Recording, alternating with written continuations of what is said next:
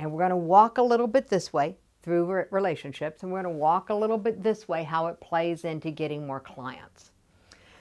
So we're going to start with me finding my notes, because I did make some notes for you guys this time that were very, very clear about the elephant in the room, because this is what happened to me last week.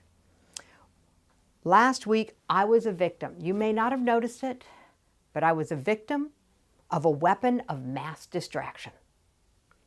And weapons of mass distraction show up and absolutely interfere with everything that we plan to do. And it doesn't matter whether it's the State of the Union, or the state of your bank account, or the state of a relationship. Those are all distractions. And the biggest gift that you can give to yourself is to recognize that they exist, to increase your awareness of your distractions. The distractions that, I'm going to grab my markers here, because I'm going to mark up my pretty graph here. Biggest distractions are anything that is bigger than you, outside of your control. And that's why I listed State of the Union, because there's one big challenge with this. The bigger the issue, the less likely it is to be the real issue. The more global the problem that is running through your mind that you're worried about or distracted by, the less likely that is to be what's truly causing the problem. It's like the elephant in front of the elephant. So everybody right now, of course, is talking about all kinds of big global issues, because there's been a lot in the news. Not that that makes this week any different than last week. But focusing on those and saying that's what's driving me crazy? No. Bring it down a little bit. It's usually, we think about clients, we think about our bank accounts, we're all in business, but really it's our relationships. Our relationships with other people and our relationships with ourselves are the driving factors, and that's the fuel for the weapons of mass distraction. The challenges that are the elephant in the room in our relationship fuel distraction. So take some time and I'm going to give you guys about 3 minutes of working music, which I'm going to have to sing because I didn't bring a radio. So talking about mass distraction. So we're going to take about 3 minutes and just jot down. I don't care if you jot down names. Nobody's going to see this but you. You're not going to share it.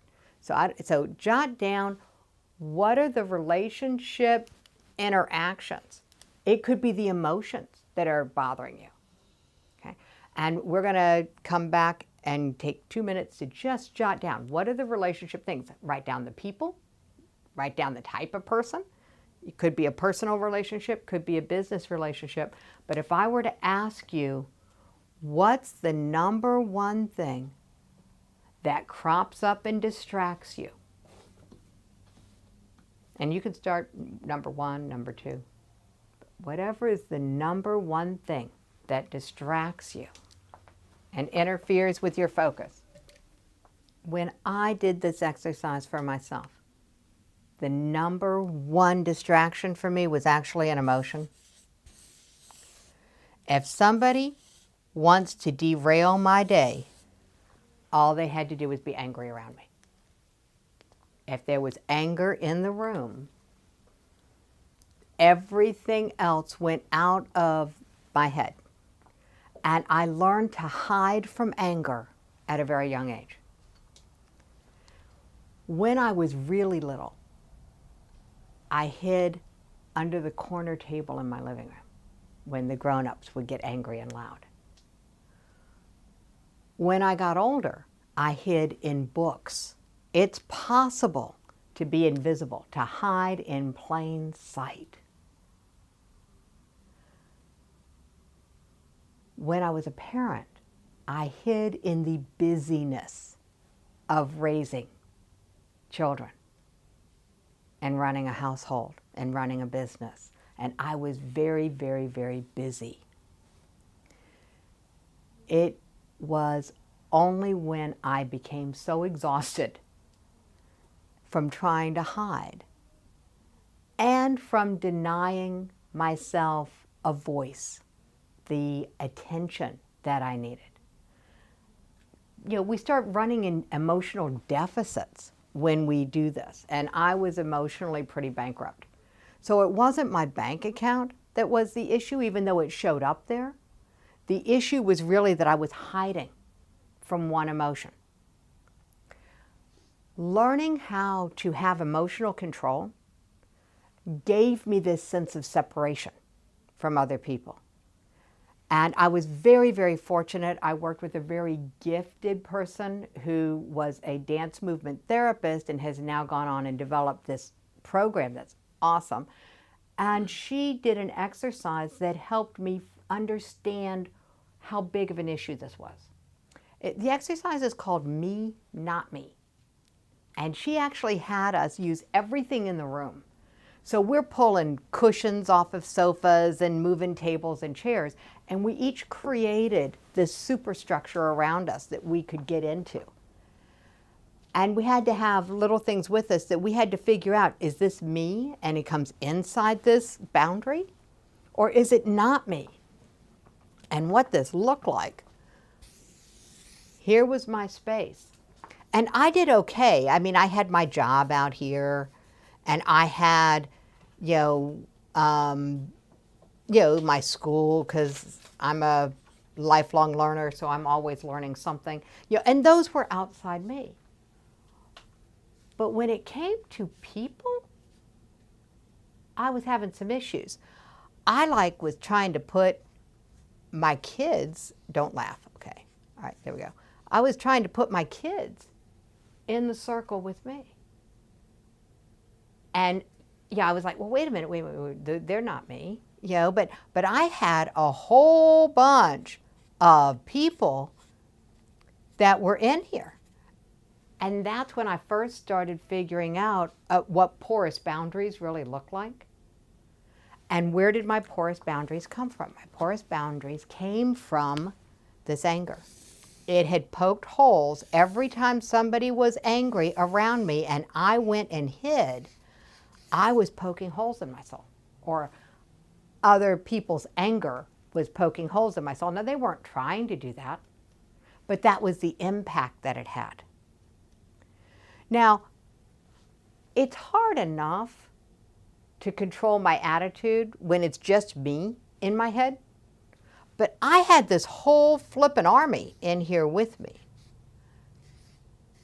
So I had some real challenges with getting a good attitude to be able to take effective action, because it was pretty crowded.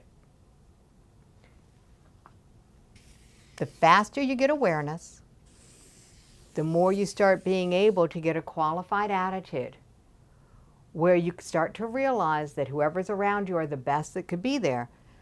And we gradually start to fill in these holes. And when we do, these people start leaving. Okay, so other people and other people's stuff start staying. Other people's stuff and coming outside.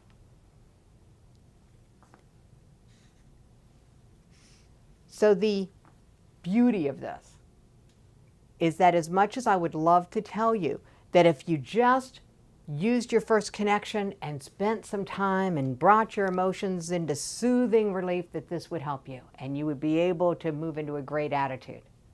And that if you just used your second connection and brought up your confidence and were able to walk into any room knowing that you were the right person to be there, that you'd be able to take effective action. The bottom line is, we've got some cleanup work to do here in the middle. This is what prevents effective action from being taken. It's this little secret. Practicing your connections. As soon as you start to have a direct experience of being in emotional control, your confidence naturally will improve. Your self-esteem will go up. And here's the beauty of that. When I started taking up more room, there was less room inside of me for other people's stuff. I had to be willing to take up and fill up myself, not with other people's opinions, not with other people's approval, but with my own.